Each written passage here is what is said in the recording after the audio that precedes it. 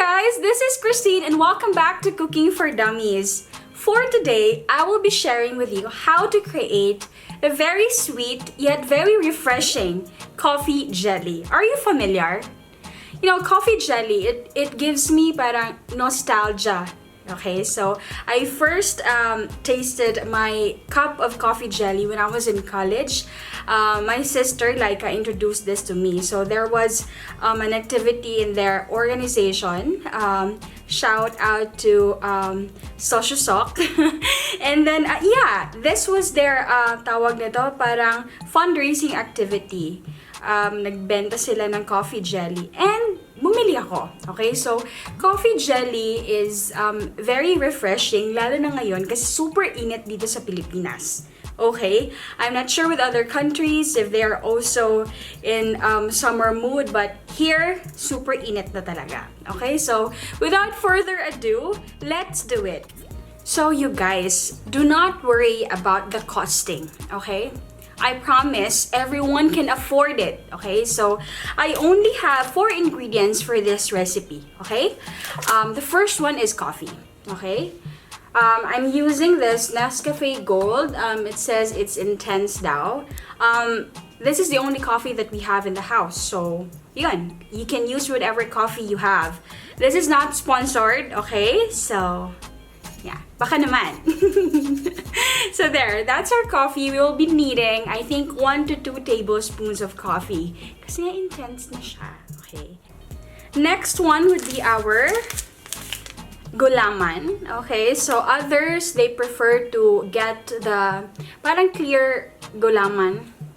But meron akong nakitang flavored gulaman. This is for coffee jelly talaga. Okay. Again, this is not sponsored. Next would be our milk. Okay, so we have 2 types of milk here. First, I have evaporated milk. This is the small one. It measures 154 ml. So there, okay? And the other milk is a condensed milk, of course. We need something to sweeten it up. It is 168 ml. So there, small lang siya. And then, last item, sinabi ko bang 4 lang ingredients? There are 5 pala. Last item would be our sugar. So, you can use any sugar that you have in your house. You can use white sugar. You can use brown sugar. I'm using coconut sugar kasi nga, this is what I only have in the house. So, just a tip, okay? If you're using white sugar, please lessen it, the measurement, kasi nga, white sugar is too sweet, okay? If brown sugar naman, also coconut sugar, they're not that sweet compared to white sugar. Ang ginagawa niya is it aids to the texture of your recipe, okay? So, if you're baking, pinapakunat niya, okay? So, I wish I have white sugar, pero ito lang meron ako. So, this one, we will be needing 1 cup of this. But if you're using white sugar, you can use 3/4 of a cup. Okay? Let's start. So guys, this is just a tip. Okay, so when you're creating your gulaman, which is obviously the first phase of doing our coffee jelly, I want you to prepare a good container. Good container, meaning malaki yung container ninyo, okay? Just like what I have right now, this is a big casserole. I will be needing this para it's easier for me to put in everything. No, lahat ng sugar, the gulaman, the water, and the milk. And easier for me to stir, okay? So, yun lang. That's the initial phase, doing the gulaman. And then next would be doing the juice, okay? So, basically, it's very easy. Anyone can do this.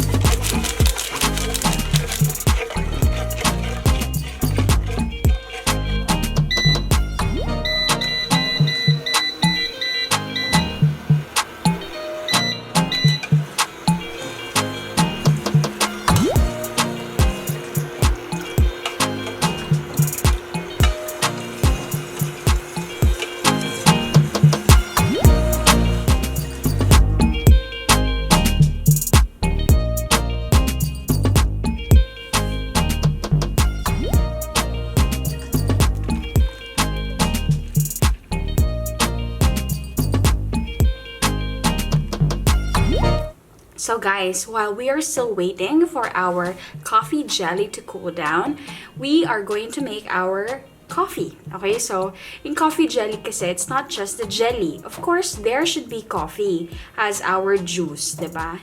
And then, I think I'll be doing 5 cups of coffee. And then in it, I'll be also adding 5 tablespoons of good coffee, black coffee, okay? I'm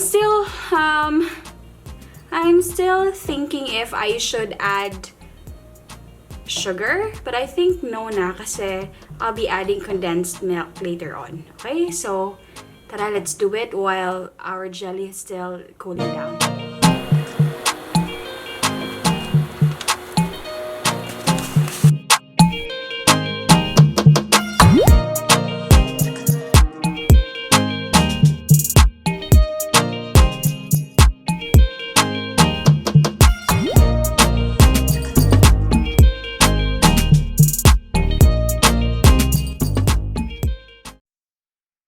Hi guys! So after almost 45 minutes of waiting, I think we are all good with our coffee jelly. Okay, so I have 3 containers. Okay, this is an ice cream container. Don't judge me, okay?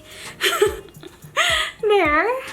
That's a second one, and then this is a third one. This is a plate. Okay, so I just want to let you know that this is how I make sure that it's really ready for us to slice na, okay? This is the plate, okay? Let's see kung hindi siya mahulog. There, hindi siya nahulog, okay? This one. Oh my God, I'm scared.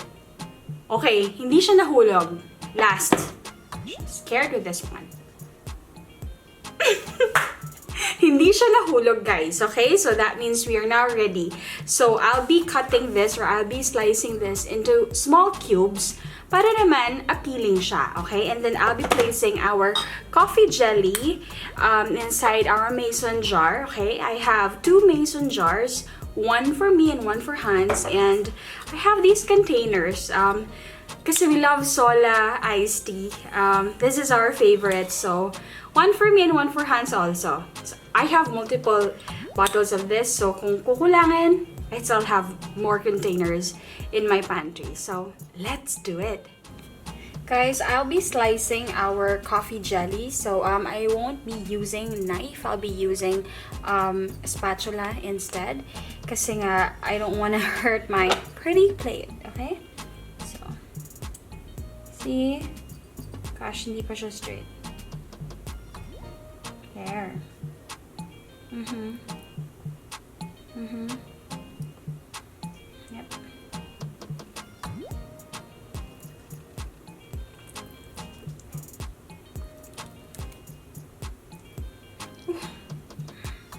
Okay. There. And then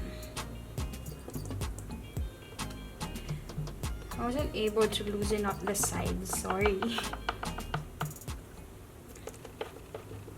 There.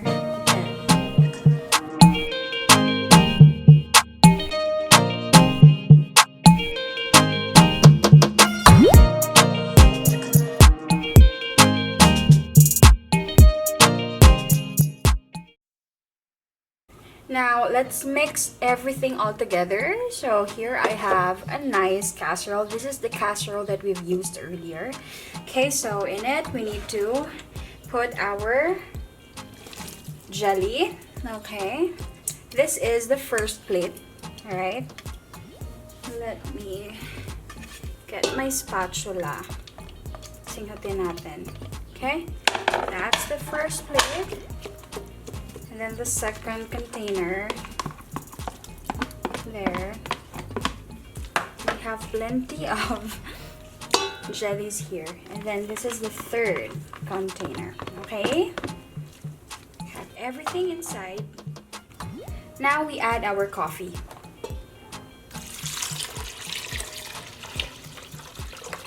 Okay. This is plenty of coffee jelly. Okay, there. Now we add our condensed milk. Okay. I'm using a small condensed milk. Okay.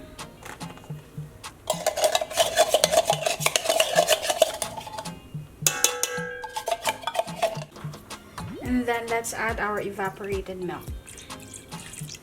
This is the remaining evaporated milk because the other half we've used it for earlier when we made our coffee jelly.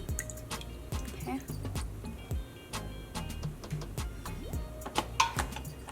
And then let's stir it.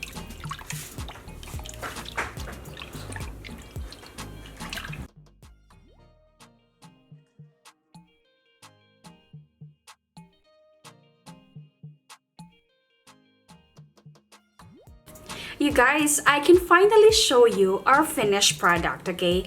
Sa super dami na nagawa natin, I'm sure lahat ng miyembro ng family nyo will get 1 bottle each, okay? That is if you're watching this video from start to end, okay? Wow! Ipaglalaban ka talaga ng kapeng to, alright?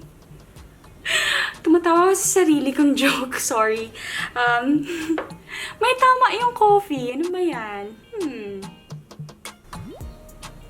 So, there you guys. Thank you so much for spending time with me. I hope you enjoyed watching my video. If you haven't subscribed to my channel yet, please do. It's called Cooking for Dummies. And please click on the notification bell so you won't miss future uploads.